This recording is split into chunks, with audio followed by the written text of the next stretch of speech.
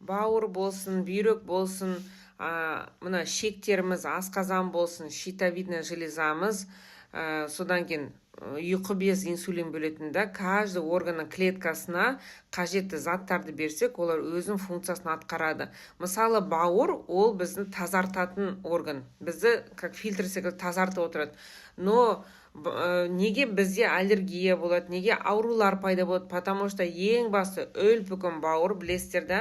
Осы бауырдың клеткаларына даже сізде анемия болса, ферритин төмен болса, витамин минералдардың жетіспеушілігі болса, бауырдың клеткасы да өзінің функциясын төмендетеді. Сонда ол бізді тазарта алмай қалады.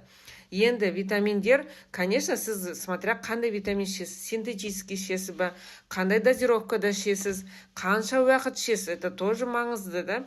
И сондықтан осы мен чек-листтарымда дозировкалар бәрі жазылған, каждый патология байланысты кеңес